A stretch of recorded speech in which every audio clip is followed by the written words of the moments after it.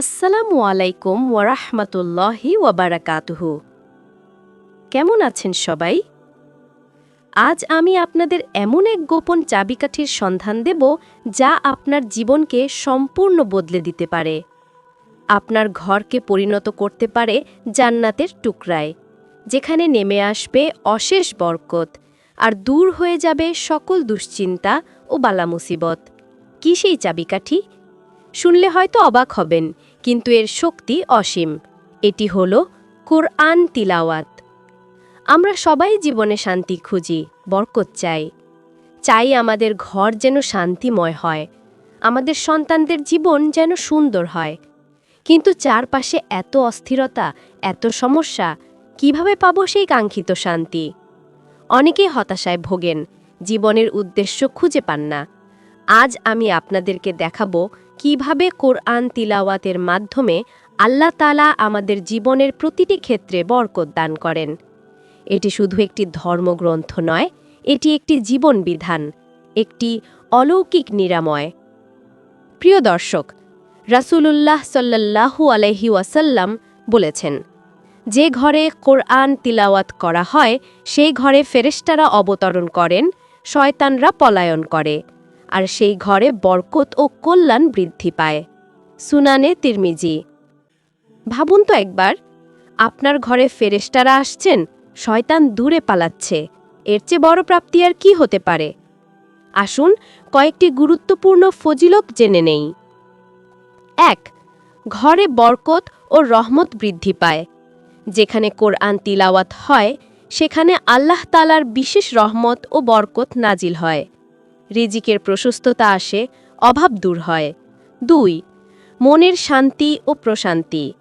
কোরআন তিলাওয়াত মানসিক চাপ, দুশ্চিন্তা ও হতাশা দূর করে মনে এনে দেয় এক অনবিল প্রশান্তি। এর চেয়ে বড় মানসিক শান্তি আর কিছুতে নেই। ৩. ফেরেশতাদের আগমন ও শয়তানের পলায়ন। যে ঘরে নিয়মিত কোরআন পড়া হয় সেখানে নেকির ফেরেশতারা আসেন এবং শয়তানরা দূরে পালায়। এতে ঘর সব ধরনের অকল্যাণ থেকে সুরক্ষিত থাকে। ৪. রোগ মুক্তি ও আরোগ্য লাভ। কোরআনকে শেফা বা আরোগ্য বলা হয়েছে। অসুস্থ অবস্থায় কোরআন তিলাওয়াত বা শুনলে শারীরিক ও মানসিক উভয় প্রকার রোগ থেকে আরোগ্য লাভের সম্ভাবনা থাকে। ৫. কিয়ামতের দিন সুপারিশকারী।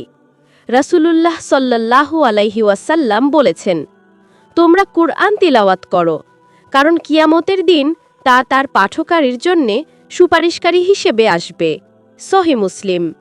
এর চেয়ে বড় পাওনা আর কি হতে পারে? ৬. নেকি বৃদ্ধি ও মর্যাদা লাভ। কোরআনের প্রতিটি হরফ পাঠের জন্য 10টি নেকি পাওয়া যায়। নিয়মিত তিলাওয়াতকারী আল্লাহর কাছে উচ্চ মর্যাদা লাভ করেন। আপনারা হয়তো লক্ষ্য করেছেন, কিছু ঘর সবসময় শান্তিময় থাকে। সেখানে ঝগড়া বিবাদ কম হয়, পরিবারের সদস্যদের মধ্যে ভালোবাসা থাকে। আবার কিছু ঘরে সবসময় অশান্তি লেগে থাকে। এর একটি বড় কারণ হতে পারে কোরআন তিলাওয়াতের অনুপস্থিতি। আমি এমন অনেক পরিবারকে জানি যারা নিয়মিত কোরআন তিলাওয়াতের মাধ্যমে তাদের জীবনে অবিশ্বাস্য পরিবর্তন এনেছেন।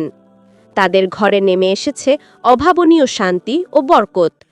পারিবারিক কলহ দূর হয়েছে, অসুস্থতা কমে গেছে এবং মনে প্রশান্তি এসেছে।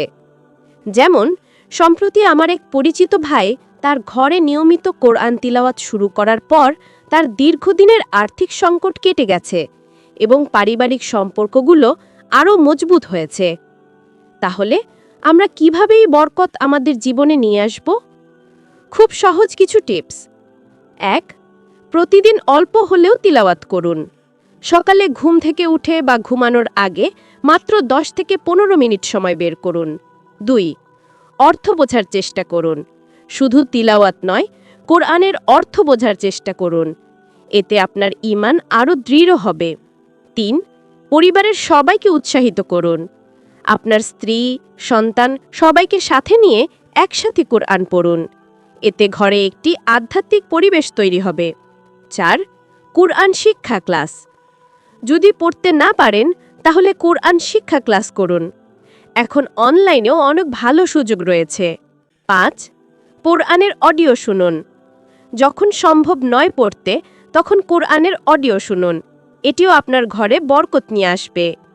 মনে রাখবেন, কোরআন তিলাওয়াত কেবল একটি ইবাদত নয়, এটি আপনার জীবনকে সুন্দর করার একটি উপায়।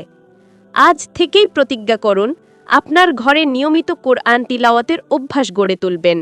দেখবেন আপনার জীবন কিভাবে বদলে যায়। আপনার ঘর হবে বরকতে পরিপূর্ণ, শান্তিতে ভরপুর।